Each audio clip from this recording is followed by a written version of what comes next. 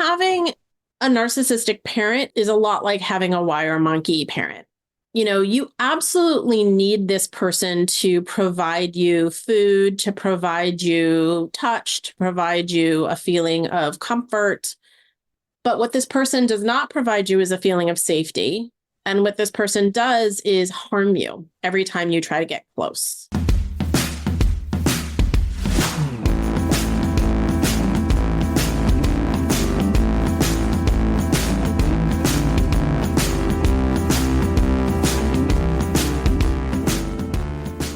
Hello, and welcome to How to Be a Terrible Daughter. This is the podcast where Megan and I hate your family for you. We, on this podcast, joke about our mutual horrible childhoods, and we share with each other about how we survived them. And we talk to each other also about the tools that we've learned along the way on this bumpy journey. So one of the things that's really great about this podcast is that it's not clinical, right? We're not going to be talking at you. This isn't like from some highfalutin professional point of view. We have that, right? We both have the professional component, but we also have this personal thing. So this is for us. This is really for everyone, who has had to grow up kind of like ours, just being, damaged, to be perfectly honest, by the people who are supposed to care for us. Yeah, absolutely. So we are highfalutin? Is that what you're saying? Because I didn't know I was, but I'm happy to be highfalutin. How about part-time highfalutin? All right. 20 hours a week, we're highfalutin. We don't get benefits. If you want to know more information, like we said, this isn't a clinical podcast. There are plenty of podcasts that are like that. There's also, plenty of internet articles or whatnot. And so, we will be putting some information in the show notes if you do want to learn more about these topics in depth and sort of learn more of the clinical aspects of them. So that information will be there for you. That being said, if there's anything that we cover that you want to know more about, please ask, because we're always happy to dive into those topics in a little more detail. And we are aware that the two of us come from pretty privileged situations, Yes. Racially, socioeconomically, education-wise, all of that stuff. And of course, I think we are aware of it, understanding that we are privileged enough to not know everything. And so, if that's something that you've experienced on top of what we're talking about, yeah, there may be some things that we don't quite get or that we can't speak to or whatever. And just to kind of let you know that we're aware that we've got limitations. And we know that this kind of abuse or whatever is not the worst thing that can happen to you or the only thing that can happen to you. So anyway. Yes, well put. Okay, so this week we're going to talk about attachment wounds. Oh, so exciting. Woohoo! It's so popular. So popular. So you actually it has become pretty popular in the last couple of years to talk about, you've probably heard about attachment styles in relationships, and it has definitely become popular in the last couple of years. And so, that is to say that like everyone probably has some sort of attachment wounding or some sort of attachment style, right?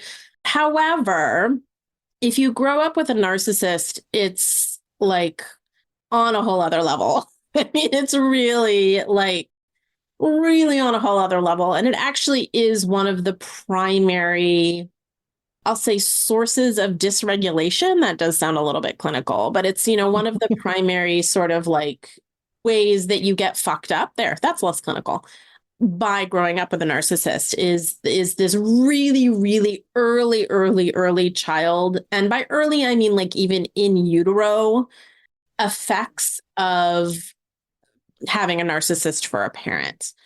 And so that's why we wanted to talk about this sort of early on as one of our early episodes, is because it is one of the things that when you are, from in utero through being sort of a baby, and especially in that pre-verbal stage where you can't voice your needs or even be aware of your needs in a lot of ways, or in a sophisticated way anyway, can cause some real trauma and some real damage. Elizabeth, do you want to tell us a little bit about like what is attachment? Before we start talking about wounding, let's just talk about what's attachment in general. Well, what I'm thinking about when you're talking is literally what happens in the first year of life. So there's this thing called mirroring, right? So if you imagine the parent, the caregiver, right? Who's really like the first person you've ever met, right? So the parent is holding the baby, right? And this is actually something pretty natural. It doesn't actually have to be only the caregiver, but like, you're looking down at this baby and the baby kind of makes a face, right? Whatever. And then you make a face, right? So you reflect back, right? And that is actually teaching the baby what the baby is doing, right? So it's like the baby is smiling, so I'm smiling. And then the baby sees my smile. And then, so there's this thing that happens, right? We kind of echo off of each other. And the baby and the child learns about themselves internally and externally based on what comes back at them, right? How the people and how the environment responds to them. Then they get a sense about who they are. It's about like forming your identity, like really actually like understanding who you are. When you say who you are, you mean like almost on a very existential level. Like, yes, absolutely. I mean, there were things that I didn't really realize until later in my life were things that were kind of always something that I wanted or were part of me, but I had no idea. Like my spiritual development, I was brought up in a not strict, but a religious environment. I got a religious education, but I got zero spiritual stuff. And it wasn't until I was in my 20s that it was like, oh no, this is something that I've always been looking for, but I had no idea. It was never reflected as something that really even existed, let alone in me. and I feel like that's a whole other episode, is becoming an adult after growing up with a narcissist and realizing how much you don't know even your basic likes and dislikes or who you are. But if we go back to sort of being a baby, so here we have the caregiver and the child, and the caregiver is, as you said, mirroring what the child's doing. So they're holding the child smiles, they smile, the child points, they point, right? But when you've got burps or whatever, or burps, yeah, whatever, right? Giggles, right? You sort of naturally, it's very natural and very instinctual to sort of play this imitation game with kids, and we all do it with, babies. But with a narcissist, that person is unable to see anyone outside of themselves. They're really unable to conceive of other people as human beings. And I know that sounds kind of funny, but they see other human beings more as objects, like a useful object, like a tea kettle or a pair of warm, cozy socks, right? Other people are either functional or not functional, right? So they're either useful or they're not useful in the moment. And that can change depending on the moment. Sometimes I need a tea kettle, but when I don't give a shit about the tea kettle, right? It just sits on my counter being a tea kettle and I don't care about it. I don't look at it.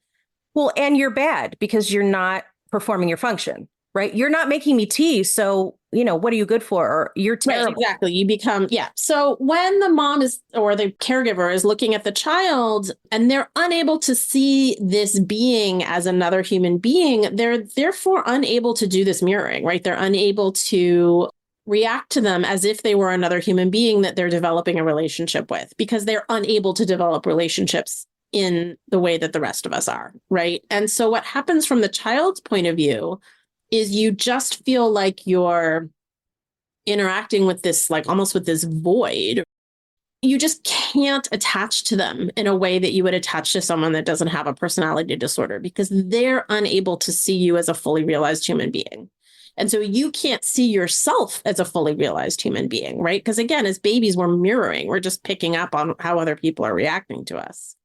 And so what happens is you end up as a baby trying and trying and trying and trying to connect, because that's what we do as babies. We're like, I got to connect. I got to figure out who my caregivers are, figure out where my food is coming from, who's going to change my poopy diaper, right?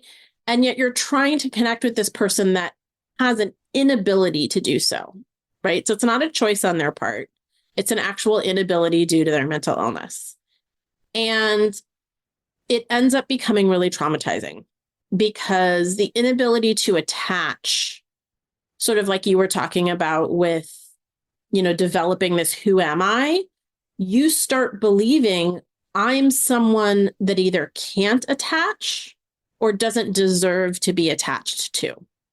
Right? Can we just take a breath there? It really just hit me. So, okay. You can't see it, but I'm actually like shaking my hands a little bit. Yeah. We're having a moment. Yeah. So what were you saying?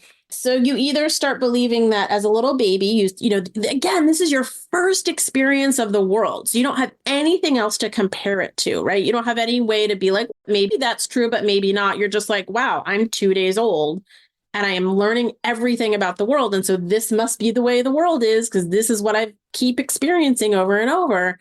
And you start believing that either there's something wrong with you and you can't attach to this caregiver, or you don't deserve to be attached to by the caregiver. And that's what causes sort of this initial attachment wounding or this attachment trauma. And I really, really want to talk about the wire monkey experiment. Okay. Can I just say can I add one extra thing? Which is Yeah. one of the things that makes this so hard is that not only is this the first person or the first two people that you ever meet, and so they are now the blueprint for every single person, right? You have like, well, this is what everybody's like, or everybody's capable of this. Yeah. But these are the people who love me the most and who are going to love me the most and who are going to treat me the best. Because in our culture, we've got this nuclear family idea. And so this is like, okay, well, if this is what I'm going to get. Yeah. You start believing that this is what love looks like. Yeah. You know, which is so messed up, right? All right. So Wire monkey time. Wire monkey. So this is wire monkey for me was one of those things where I think it was probably like my college abnormal psych class where I first learned about this. And it was one of those things where when I learned about it, I had to pause and have a moment, like in class. It hit me like 15 tons of bricks. And it was one of those things sort of like you were talking about earlier that like when you grow up in a household with a narcissist, you don't really realize how bad it is because of the gaslighting and the denial. And and everyone else is saying like what a great person they are. It's just very confusing.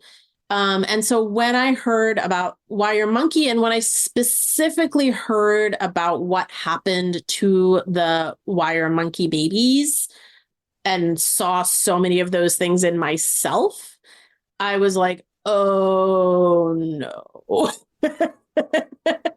Yeah. It was bad, wasn't it? Okay, so wire monkey, I'm probably going to need your help. Or I don't know if you want to introduce it, but I'm probably need your help with the experiment because I hope I remember all the details.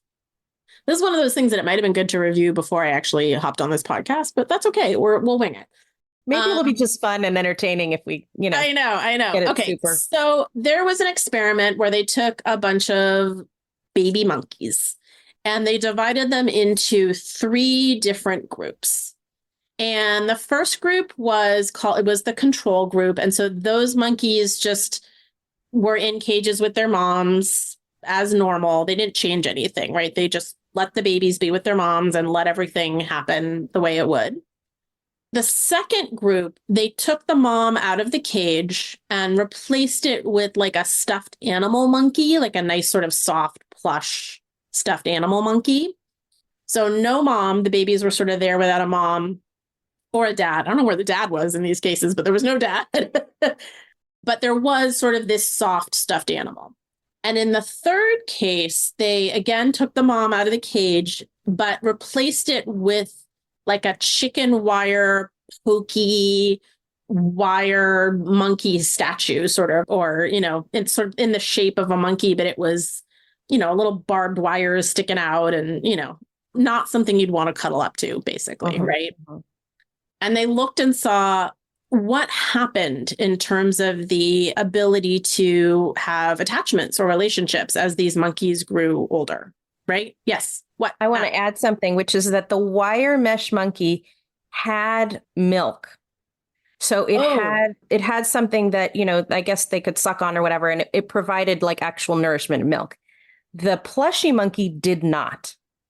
Oh, okay. Okay. Yeah. Yes, that is important. Good to know. And obviously the mother monkey also had milk. So I hope. I hope. I mean, these experimenters, man, it's kind of cruel. It is. So what happened is they found that the babies who were with their moms, just like the control group that were fine, they grew up and were able to have normal attachment. They were able to have normal relationships. They were able to make friends. They were able to, have normal fear responses, right? The monkeys and this is where I'm going to need your help because I don't really remember the difference between the plush and the wire. Okay. So the plush monkey, they had like a little bit of anxious attachment, right? But it wasn't like quite so bad. They were able to cuddle up to that monkey. They were able to sort of have some sort of feeling of comfort. And they were getting food. They were getting milk, just not from that monkey, right? The researchers were giving them milk. Do you remember anything more? Yes. Yeah. But they did choose the comforting monkey over food. Oh, interesting. So they chose the stuffed animal monkey over food. Yeah. Okay. So they would go without if they could have the tactile comfort and whatever of the plushy monkey. Okay. Perfect. The last set of monkeys that were put in with the pokey wire monkey. So they would go feed, but every time they would go feed, they would literally get physically injured from this monkey. And when they would try to go cuddle with the monkey, they would get physically injured by this monkey. And these baby monkeys, when they grew up, ended up having all sorts of issues. They ended up having anxiety. They ended up having difficulty bonding or attaching to other monkeys. So they sort of had a hard time making friends with other monkeys. Do you remember some of the other effects? Yeah. I mean, they didn't grow as rapidly so they had physical effects as well. Mm-hmm. Yeah. And the same with not quite the same, but the same with the plushy monkeys, right? Because they were choosing the comfort over the food. And so their developmental pattern physically was not the same as the control monkeys, but even more so for the wire mesh monkeys. Right. So, exactly. Yeah. And so, having a narcissistic parent is a lot like having a wire monkey parent. You absolutely need this person to provide you food, to provide you touch, to provide you a feeling of comfort. But what this person does not provide you is a feeling of safety. And what this person does is harm you every time you try to get close. And it does end up causing very, very similar effects in humans where you end up growing up anxious and having difficulty bonding with people and having attachment wounding and having physical issues. I mean, it may not be entirely from malnourishment, but the science, shows that if you have this kind of trauma as a young child, you can end up having all sorts of physical issues as you grow older. Everything from diabetes to cancer to autoimmune diseases, right? I mean, it absolutely affects your physical development as well as your emotional and psychological development. One of my old therapists, she was the one that I found who also specifically worked with people with personality disorders. She described autoimmune disorders psychologically as the inability to identify yourself as yourself. Mm-hmm. Right. Because the autoimmune is where your own defenses and your own protective nature starts attacking yourself. Yeah. And when you grow up with a narcissist, you start being really confused about your own self in that you are, well, first of all, you're told something vastly different about yourself than is your own personal experience. Hence the name of our podcast, right? You're constantly told you're a terrible daughter. You're a horrible daughter. How could you do that? And also because of the gaslighting, you start really doubting your own sense of self. Did I do that?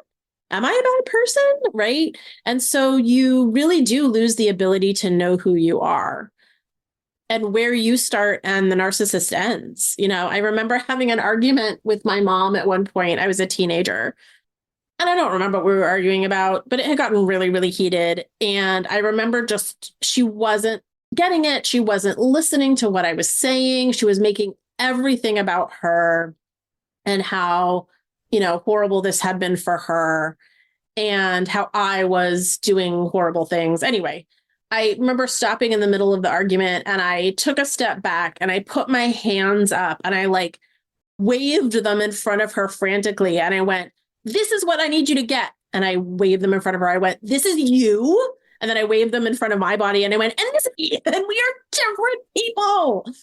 There's just this inability to understand as a narcissist that the other person isn't doing something to piss you off or isn't, like that isn't you, right? It isn't all about you, right? And so I do think that can absolutely affect our immune system. And again, this is what I do as an energy healer is look at these overlaps between these belief systems and these sort of emotional patterns and how it's affecting us physically.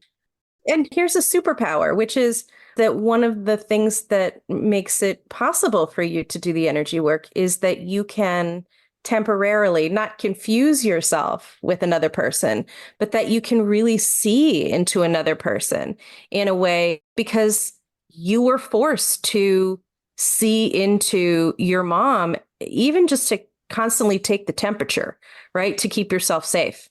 What's coming down the pike, right? Absolutely. It does sort of create this, you could call it hypervigilance. You can call it empathic ability. I think there's probably a lot of overlap between those two Venn diagram circles, but you can call it trauma. But I absolutely think that there is a relationship between trying, again, from day one of our lives to bond with someone who is so unpredictable. Again, unpredictable is not even an adequate word. And yeah, being able to like read the room and know what everyone, walking into a room and knowing what everyone is feeling at any given moment, right? So what does this look like as we get older? So as we get older, so we have this attachment wounding as a baby, right? We're trying to attach to this person that is unable to see us as a human and therefore unable to attach to us. And so what does this look like as we grow up? And what ends up happening is you end up having, I'll say like a dysfunctional attachment style or an insecure attachment style. Or maybe just painful, because I'm aware that the language that we have is really pathologizing. And it's really hard because, we're talking about our painful experiences. And then we come into this kind of semi-medical model, which unfortunately reinforces this idea that there's something wrong with us that was given to us by our narcissistic parents. Yes, right? That's absolutely true. So from an experiential point of view, what happens is you desperately want to bond to people because you missed out on so much of that as a kid. And yet you find yourself sort of doing one of two things, if not both at the same time, which is you try to bond to people that pull away because, again, that was what you were taught what love was from like the day you were born, is that people who, your parents pull away and get mad at you for no reason, right?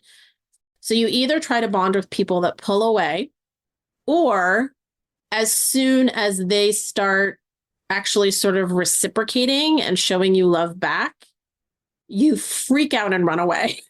Because you don't know what to do with that, right? It's like, it's such an oxymoron because it's like the thing you most desperately want in the world. And yet, as soon as you get it, you don't know what to do with it. And so your whole nervous system just like freaks out and you run away, right? You pull away. Or you do both. Or you do a little bit of column A, a little bit of column B. Yeah.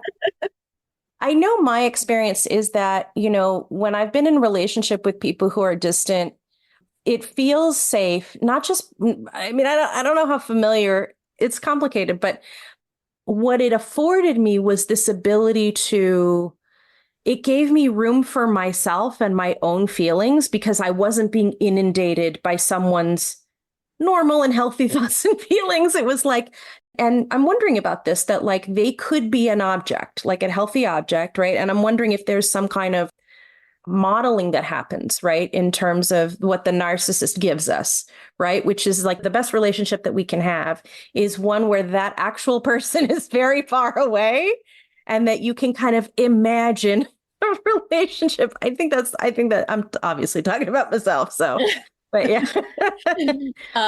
Terrible Daughter, the podcast where Elizabeth and I end up talking about ourselves. For once. I think that that's absolutely true.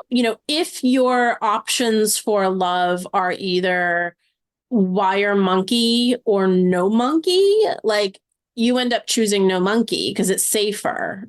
It's less hurtful. It's hurtful in a different way. It's lonely, but at least it's not actively causing you pain the way that wire monkey is, you know? Well, and I also think that the loneliness is constant. Yes. It's just this like, is it loneliness plus being completely overrun by someone's emotions? Or is it this kind of like loneliness that's this low hum that, at least your circuits aren't fried? Yeah, no, that's true. I think you're lonely regardless because you just never quite got that emotional nutrient of attachment that you needed. I think for me, when I've been in relationship with people that are avoidant, so they're distant, they're pulling away. There's a part of me that thinks, well, okay, I know how to do this. I know how to do that. You know what I mean? I know how to, when someone pulls away, okay, I'll just take care of myself, right? It's the equivalent of like going up to my room and reading, which I did all the time, right? I mean, so that was an acceptable activity for me as a kid, right? Because it was intellectual. So if I was like, I'm going to go to my room and read, then I would be left alone, right? Mm-hmm. So, the adult equivalent of that, whatever that is. So if I have a friend or a partner who pulls away, who's a little bit avoidant, I just get into that like hyper self-sufficiency mode where I'm like, well, I guess I'll do it all myself, including taking care of my emotional needs. So, yeah, I think it's a combination of it's safe. There's no one there to cause you danger, right? And I know how to do this, I'm used to this. I'm used to this. Yeah. This I know how to do, right? This at least I feel capable of doing. Whereas somebody is actually being present and loving me and, actively or proactively taking care of my emotional needs, I don't know how to do that, or at least I didn't, when I was little, into probably my 20s and my 30s. And so it felt unfamiliar, and things that are unfamiliar always to any human are scary. Unfamiliar is always scary, even if it's unfamiliar good, even if it's like you're loving, like this feels unfamiliar. Absolutely. Our nervous systems still are like, what is this? What is this new thing? I don't know if I like new things, right? And even more so when you also take into account the love bombing that sometimes narcissists do, which is they just shower you with love and affection and whatever. And that also really screws up your circuits because when people are actually nice to you, you have the stress response. You're waiting for the other shoe to drop. And the only way to kind of manage that is by keeping them away and accepting, from a distance, the actual love that they're giving you. So, yeah. Yeah.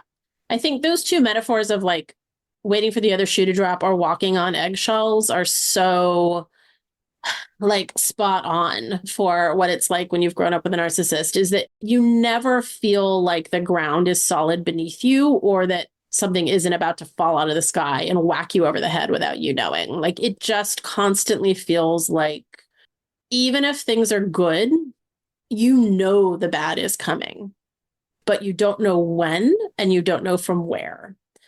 It's like you can't fully relax into the good, even when it's there. And I think there's something else too, which is that narcissists also isolate.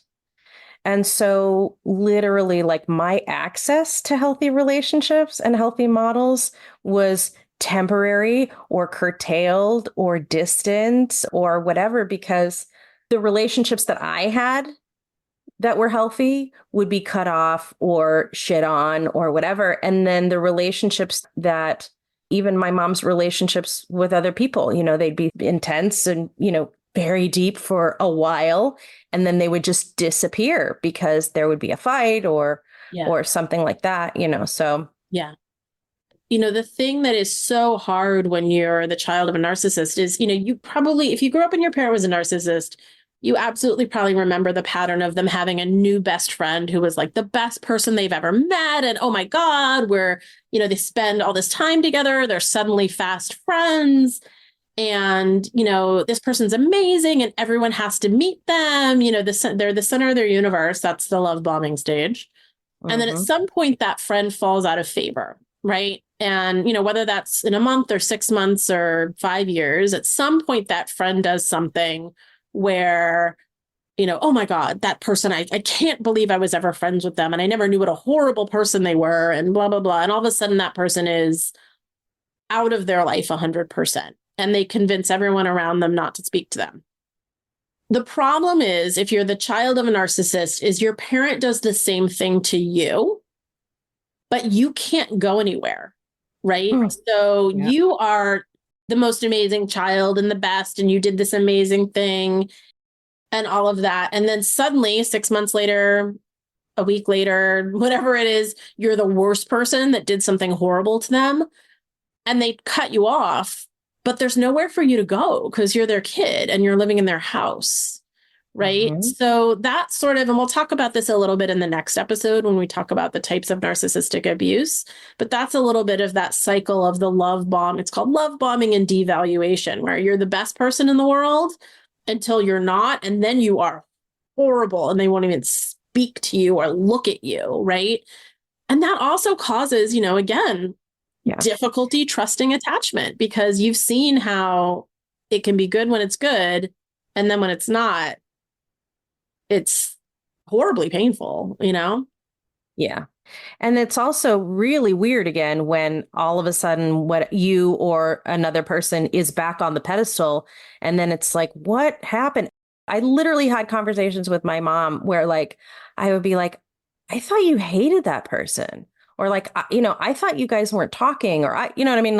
And what are you're being ridiculous, It's just like, no, what? But last week you said, and I quote, I am never going to speak to that person again for the rest of my life. Yes. And now you're at lunch with them and you're telling me that I'm crazy for saying that you said that? Absolutely. Yeah. It's breathtaking. It is. So we like to close every episode with what we call a little mini mom off, which is where we each tell a story of something batshit crazy that our mom did. And then we decide who wins the trophy that week for craziest mom.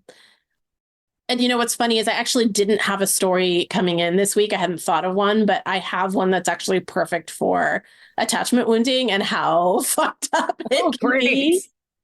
We have at least one for every theme. Oh, yeah, that's probably true. I want to add something that the Mom Off started off as a drinking game that Megan developed with a friend of theirs. And so it could be a drinking game, but because we're doing the podcast, we are not drinking, but it is a wonderful way to do it. Yeah, we're recording this pretty early in the morning, so we could drink, but the rest of the day would be a little. But yeah, so when you do the full game, it's a drinking game, but the rules are you tell each other stories, increasingly crazier stories. So you start with something pretty mild and you sort of up it as you go. And the rules are you drink when somebody says something to you that makes you feel like, oh shit, I need a drink right now after hearing that. So it can either be your own story or someone else's story. If just somebody says something that you're like, oh my God, I need a drink. That's when you drink. So yeah. And I will say that unless you want to get absolutely shit-faced, do not play the drinking game just listening to this podcast, because I think we've already told 4 or 5 stories just in this little time that I know that I would just be like, oh yeah, I'm drinking. Yeah. So I have a story. Do you have a story? I have a story, but wondering what may come up as a response to your story. So. Oh, you want me to go first? Okay. If you don't mind. I am literally going to hug my squishmallow as I tell this story. Oh, good. Actually, I do know which story I'm gonna tell, but yeah.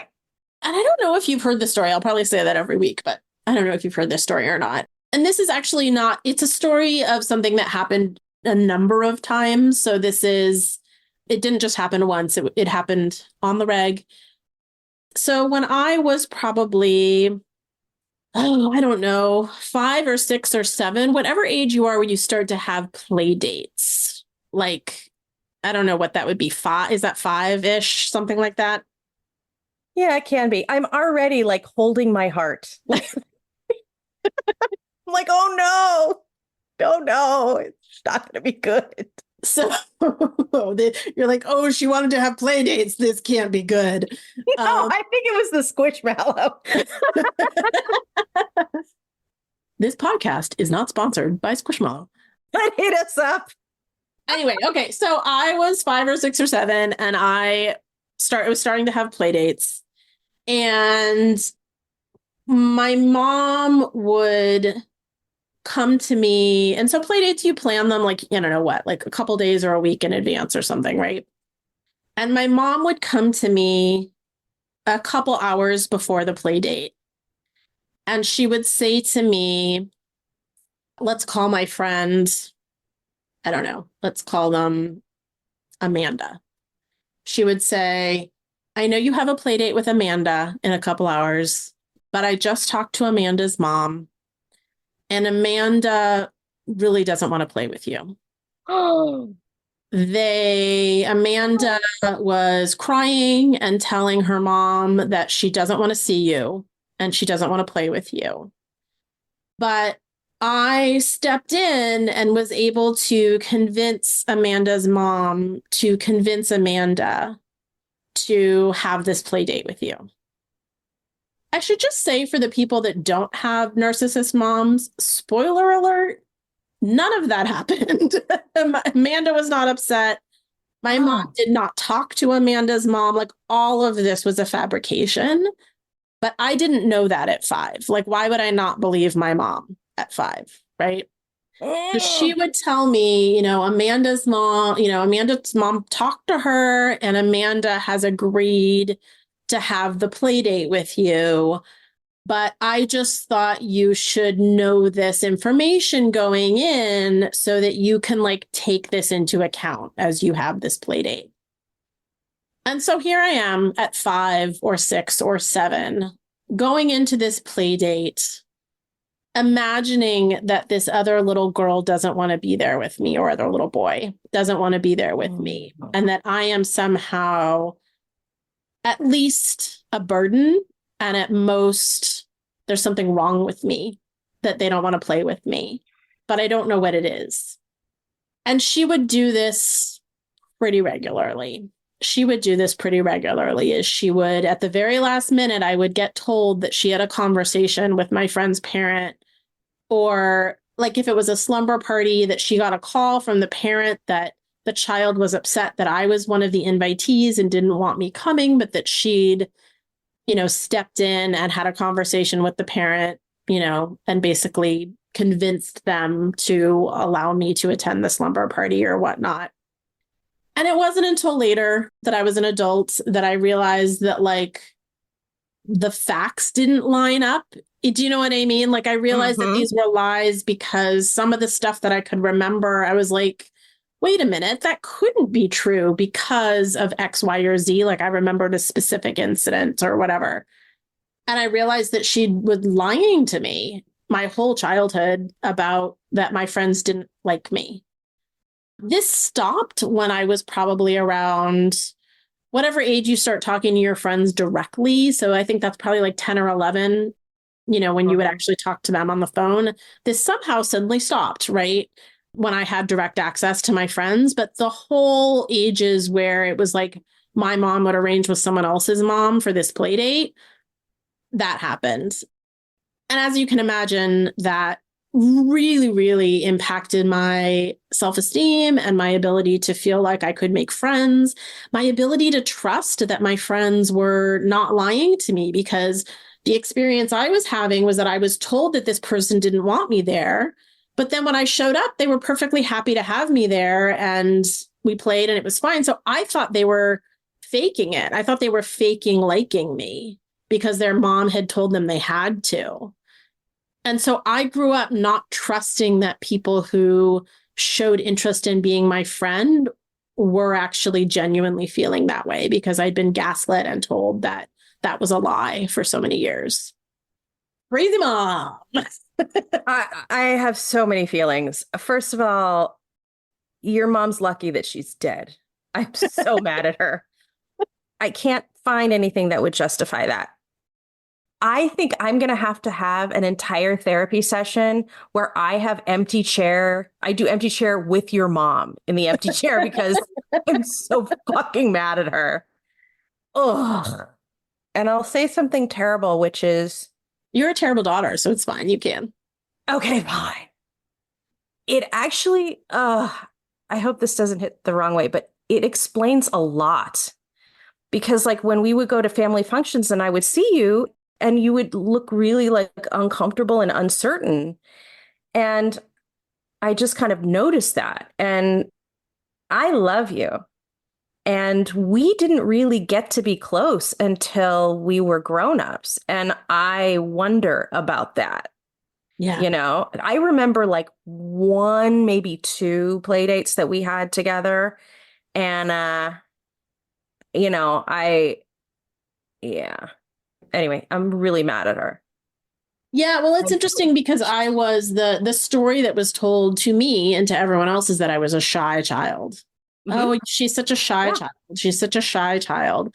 And I realized as an adult that I am not shy at all. In fact, I'm the opposite of shy. I will go talk to pretty much anyone. So it wasn't shyness. It was absolutely trauma. It was absolutely an inability to know whether or not the person who was being nice to me was, whether it was a front or not. And so I was terrified to have any kind of interaction because I thought that I was, again, at minimum a burden and at worst something really wrong with me, that people did not want to be around me and that I made people cry. And she would tell me that these, other little girls I was supposed to have play dates with were crying because they didn't want to hang out with me. Right. So what was so wrong with me that I would make people want to cry? So of course that resulted in me pulling back and appearing shy. And what my mom got from that is that I would literally hide behind her and grab onto her skirts and not want to interact. So she got more of me, right? She got more attention on her and less time where I was paying attention to other people. So I think that like a great mom comforting this kid who needed support and blah, blah, blah. This poor shy child that she was helping through life when in fact she had caused all of that behavior herself. Oh, I just fucking hate that woman. Oh my God. Like I know I just said this, but it's like, I cannot justify, like, even if a part of that was true. I mean, and I'm not saying that it was, but like, like sometimes kids are mean to each other or whatever. But it's like, there is no world. There is no world. Yeah. Anyway, is there any other feedback that I can give you? Oh my God. Oh man. She was so wrong. So fucked up. I don't think so. It's still it's that thing where I think this is fortunately one of the things that I have worked through in therapy and energy healing or whatever is I won't say it's gone. It is very, very minimal for me, the immediate knee-jerk reaction that people don't like me, people who I haven't met, or people that people that I don't know very well or haven't like quote unquote proven to me that they do love me. But I assumed like for a long, long time going through the world that like everyone I met would dislike me. Like I didn't assume that if I met someone, like chances are they'd like me. I assumed that like if I met someone or I was at work with someone, chances are they'd dislike me and I would have to like prove myself to them. Right. So, it's really only been, yeah, it's something that, as we work through our trauma, it gradually shifts. I wish there were like a way to rip off the trauma Band-Aid and all of a sudden you're better. Yeah. But I am fortunately at a point now where I assume that people will like me. Good. Rather than the other way. Well, and it's true because you're awesome. Oh, well, thank you. I think the scary thing is that, like, I think that I had a similar experience. I don't think my mom ever said anything like that to me, but I do think that I did have play dates with kids that I never thought were my friends. Like, even I'm like listening to your story. It's like, wait, maybe they were my friends? Like, I thought they were like the kids of my parents' friends. And that, yeah, Like, I think still haven't questioned that. In fact, maybe just a year ago, they mentioned one of these, like, these were your friends from nursery school or whatever. And I was like, they weren't my friends. Like, you know what I mean? Like, Yeah.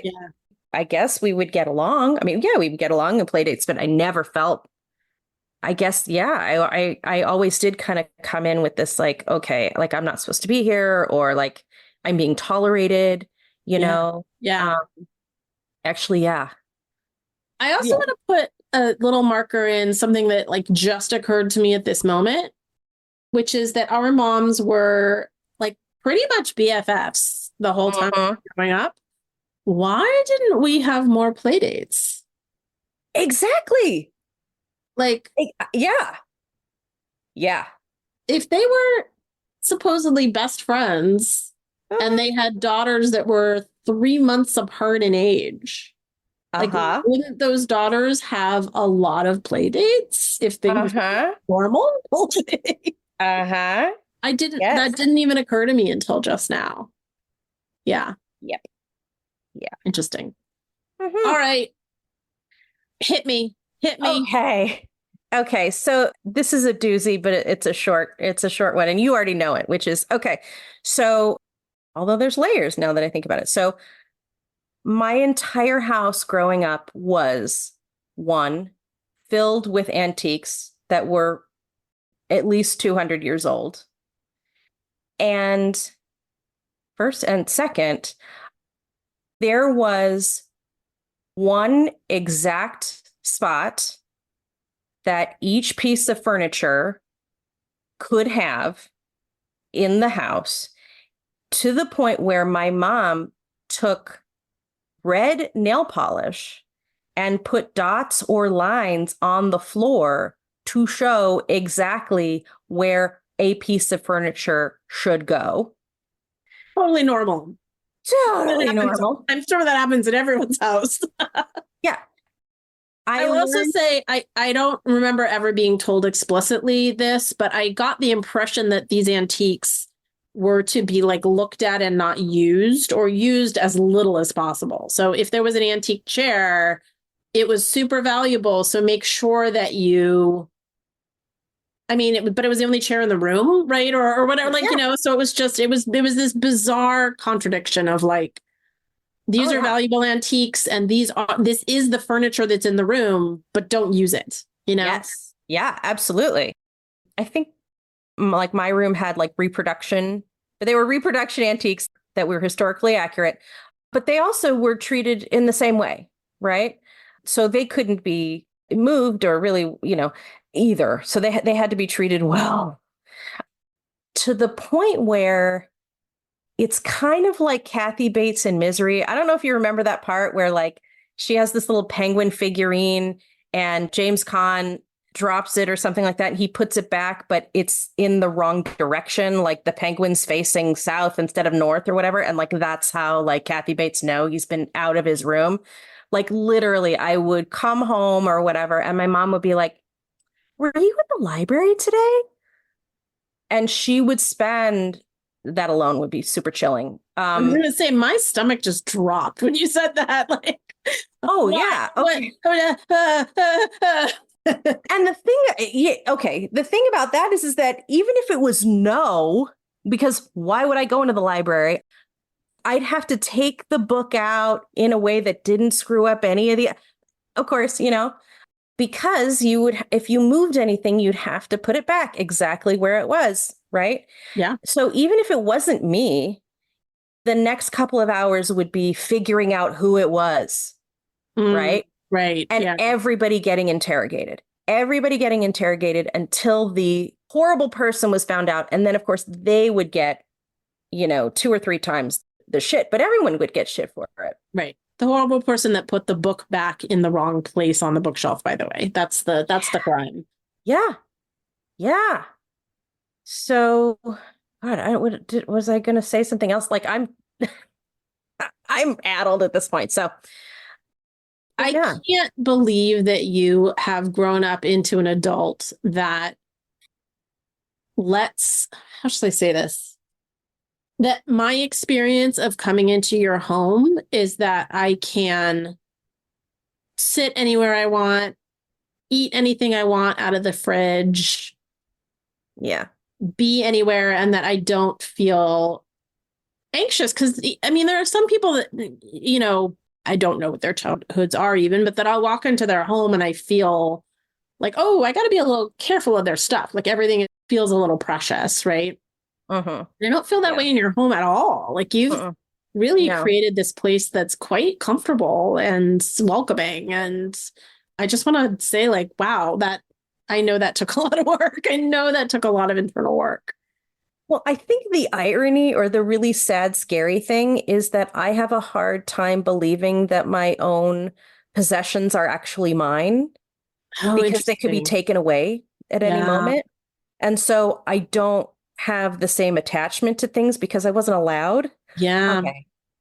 And can we also just talk about what it was like that you were a kid that was terrified to even walk into certain rooms of your house for fear that there would be evidence like your footstep indentation on the carpet or, I wasn't allowed. I wasn't allowed in the living room. right. Or, you picking something up to look at it and trying your best to put it back exactly, but somehow it was a hair's width off and it was noticed. Like it is the constant terror, really, of living in a situation like that. You weren't even safe in your own room. You weren't even safe in your own room.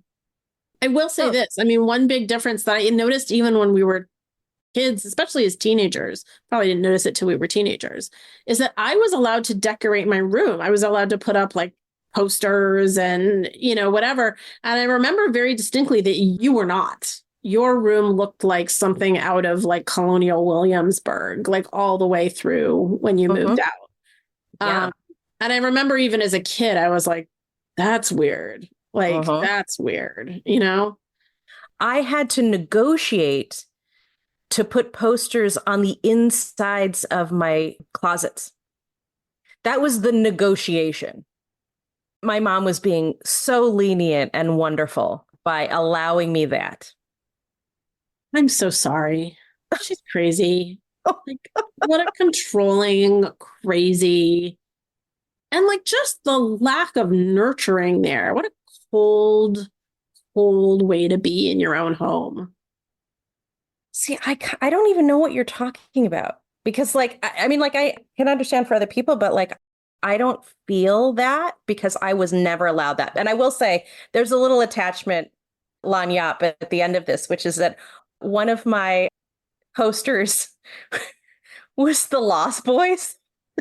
So it's like perfect. These like super hot guys who are not very well kempt. Right. And they're literally vampires.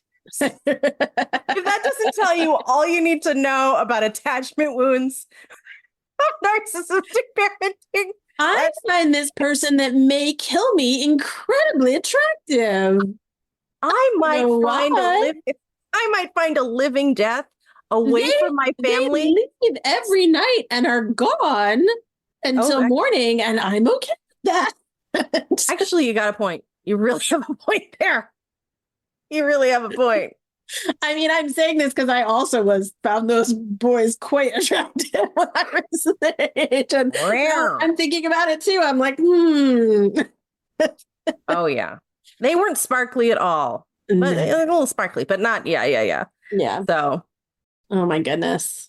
I do think this thing about becoming a vampire and, you have to cut yourself off from everyone you quote unquote love in your family. It's like, let me think about that for a minute. So bad?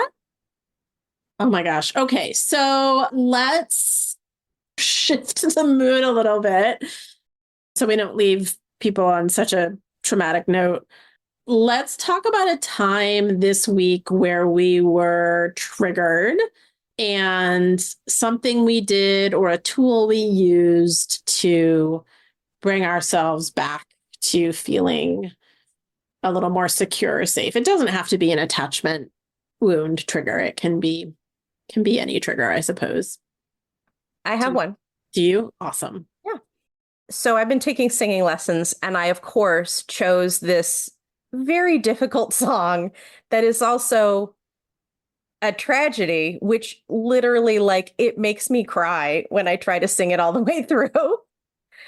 And I've been, not surprisingly, not wanting to go to my singing lesson because I've been using it as a form of not very good trauma treatment. So what I did was I forced myself to go into the class and I said, can we do a different song? Now, this is a song that I had chosen.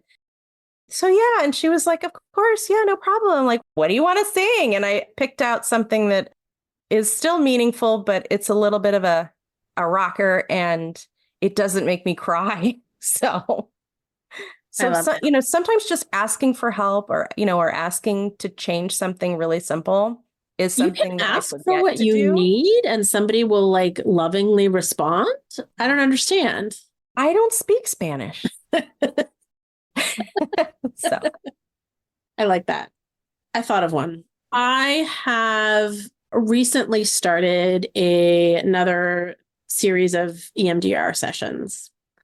And some of the stuff that's come up will probably be crazy mom off stories in future episodes, but it's dark. It's some dark stuff that I just didn't quite fully have access to those memories before.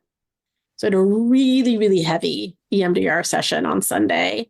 And I was feeling like I had been run over by like an emotional Mack truck afterwards. And my therapist is amazing. And they led me through some exercises afterwards and, were great. However, it was still draining and it was still, I was still left feeling pretty raw. And I was doing things like, when you're like, wow, where's my wallet? And then you realize it's in the refrigerator. I could tell I was not, fully present. And so I used a trick that I really love, which is walking. I remember having a teacher at one point talk about the healing power. This is a mind body teacher, talk about the healing power of walking because it is moving forward and our bodies absolutely internalize that. Like I'm moving forward. It doesn't have to be a fast walk. It doesn't have to be a power walk. It's just the movement. I mean, first of all, it's the bilateral movement of walking, but it's also moving forward. So even though I was like completely discombobulated and, I was like, oof, I need to do something. So I put my dog on the leash and I went outside and I took a very purposefully slow walk. I was like, I'm not going to rush this. This isn't about getting anywhere or doing anything. This is literally about like one foot in front of the other. I can move forward. I can move forward. And so I, walked outside and we just went really, really slow, and she was sniffing whatever she wanted to sniff. And I would just stop and let her sniff for as long as she needed to. There was no rush. And I walked probably for about 20 minutes. And it did help, actually. When I came back, I felt more like I wasn't, again, out of my mind in that way that I was being forgetful or doing weird things or, like I leashed her up and had to actually come back to my apartment 3 times because the first time I forgot to put on shoes. I walked out of the apartment in socks. Okay. I just got like 3 steps out. I was like, oh, shoes. And then I came back and I realized that I'd forgotten my phone. So I came back and got my phone. And then I walked out again. And I realized that I just had my t-shirt on, but I hadn't put a jacket on. So I literally made it out into the hallway of my building, right outside my apartment door 3 times before I got out. Like that's how out of my mind I was. I was really like clearly processing a lot of stuff, even though I wasn't actively thinking about it. Like I could tell my brain was otherwise occupied, And that's why I was like, I just need to put one foot in front of the other. I felt like I just needed to like somehow reassure myself that I could move forward. Yeah. Yeah. So that was the tool I used this week is walking. Very, very gentle, very, very slow, very, very mindful walking. Just one foot in front of the other. Even though it took me 10 minutes to actually make it out onto the street. Thank you for that. That's actually a really good reminder. A really good reminder for me. You're welcome. I'm going to take a walk next couple days. Oh, all right. So that is pretty much it for us today. But we just want to remind you that if your mom has been telling you and everyone who will listen what a terrible daughter you are, it might be time to just embrace it. Just embrace it. We say it's time to listen to your mom and just be the villain that you are. Because honestly, what have you got to lose? Thank you for listening. We'd be so grateful if you'd follow or subscribe and rate and review our new podcast on your favorite podcast app. Make sure to share it with friends, family, or anyone that you think may benefit from this content. And as a final reminder, you are not the crazy one.